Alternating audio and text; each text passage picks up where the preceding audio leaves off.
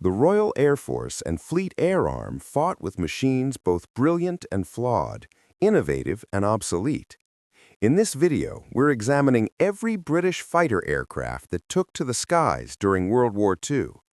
But before that, if this is your first time here, make sure to hit subscribe and join us as we explore history one battle at a time. The Blackburn Rock was a truly ill-fated naval fighter entering service in 1940. This bizarre aircraft featured a 4-gun dorsal turret system, leaving the pilot without any forward-firing armament. The massive turret's weight and drag made it painfully slow and completely unsuccessful in combat.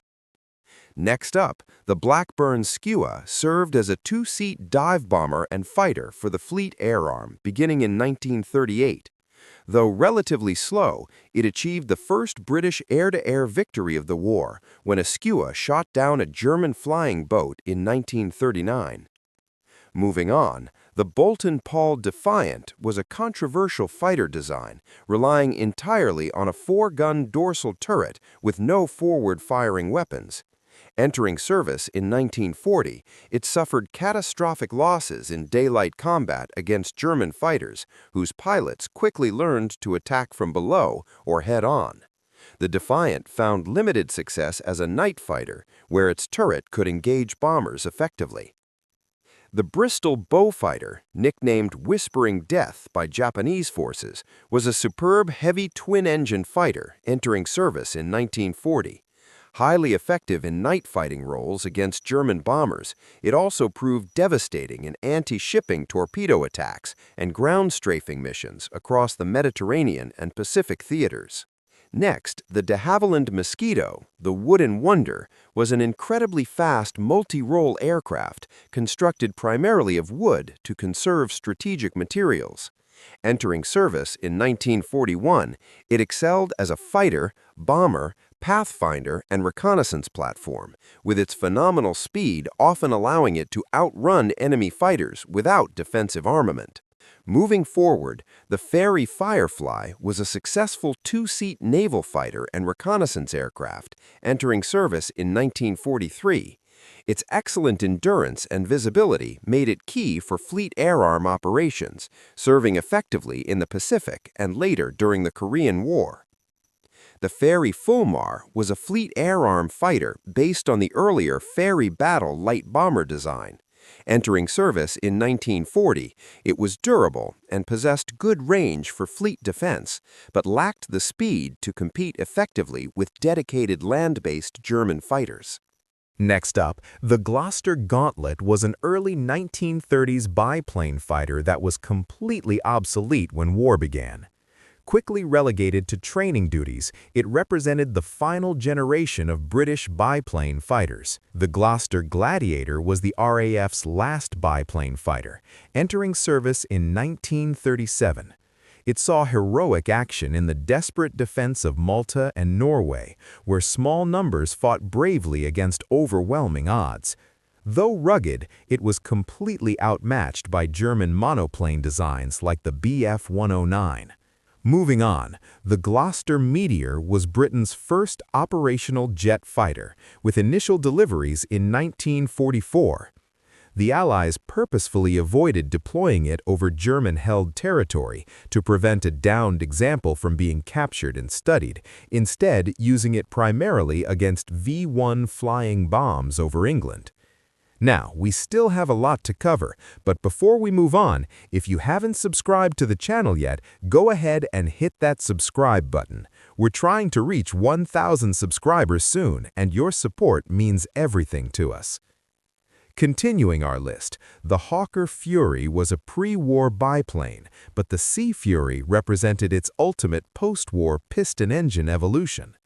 This magnificent aircraft entered service too late for World War II combat, but would distinguish itself brilliantly during the Korean War. Next, the Hawker Hurricane was the unsung hero of the Battle of Britain. Entering service in 1937, it was slower than the Spitfire, but its rugged structure, simple maintenance, and stable gun platform made it essential.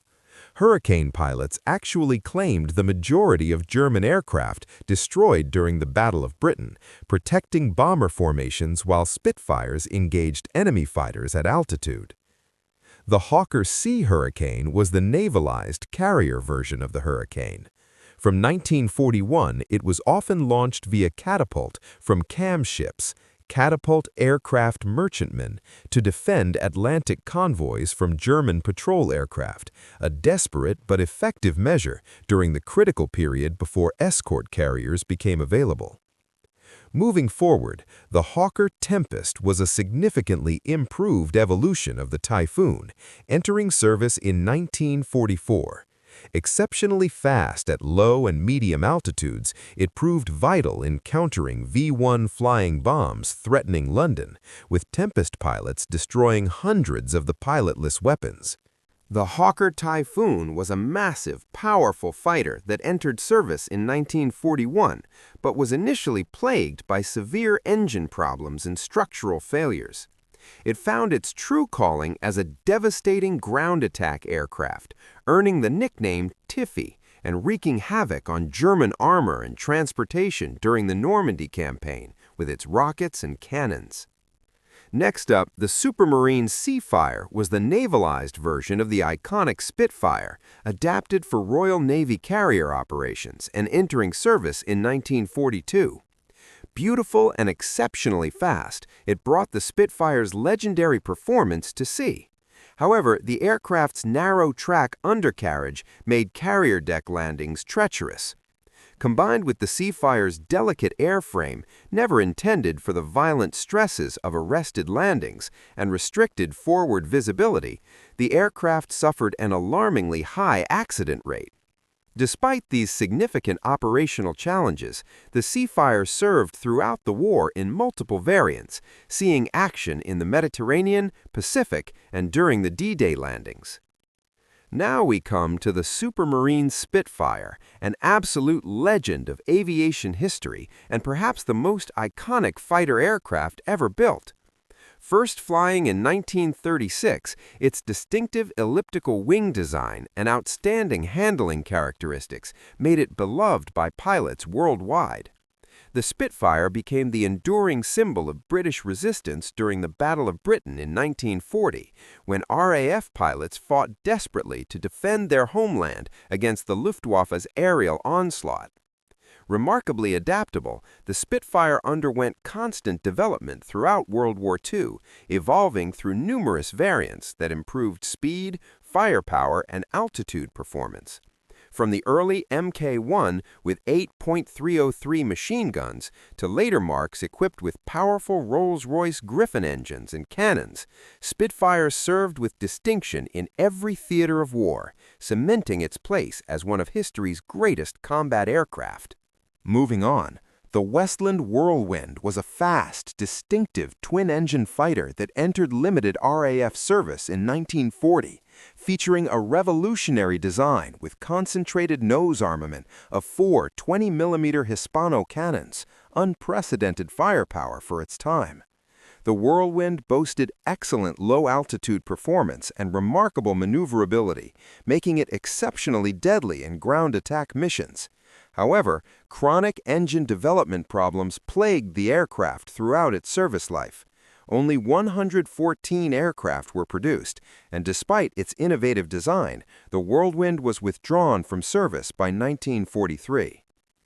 Finally, the Westland Welkin was a specialized twin-engine high-altitude interceptor developed in response to RAF fears of German high-altitude bomber raids.